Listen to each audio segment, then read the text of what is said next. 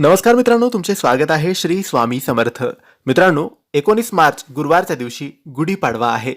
हा शुभ दिवस असतो, नवीन सुरुवातीचा दिवस असतो, शुभ संकेतांचा दिवस असतो.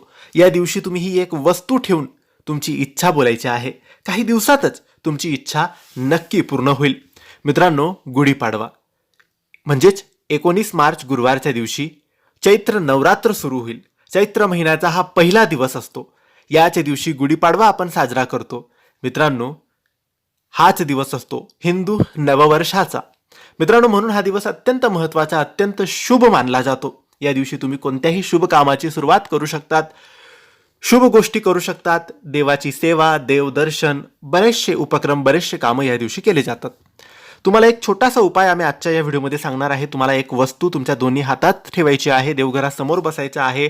तुमच्या मनात जेही आहे, जीही इच्छा तुम्हाला बोलायची आहे ती इच्छा बोलायची आणि त्यानंतर 11 वेळेस ओम नमो भगवते वासुदेवाय, ओम नमो भगवते वासुदेवाय असं बोलून ती वस्तू तुमच्या देवघरात ठेवायची आहे. आता ही वस्तू कोणती? तर मित्रांनो, तुम्हाला एक पूजेचे नारळ आणायचे आहे.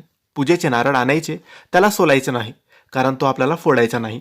तो नारळ घेऊन यायचा. दिवसभरातून केव्हाही तुमच्या देवघरासमोर बसा, अगरबत्ती दिवा लावा, नारळाचे पूजन करा आणि दोन्ही हातात नारळ घ्या, डोळे बंद करा.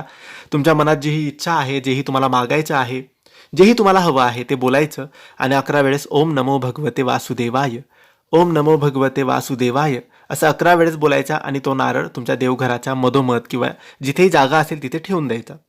हा नारळ तुमच्या घरात 7 दिवसांपर्यंत ठेवायचा. गुढीपाडव्यापासून 7 दिवसांपर्यंत.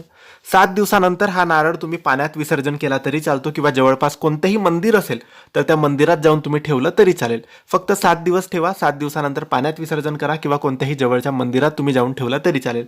नक्की तुमची इच्छा पूर्ण होईल. नक्की दैवीय शक्ती तुमच्या घरात नांदेल आणि सगळं काही चांगलं होईल. नक्की करा.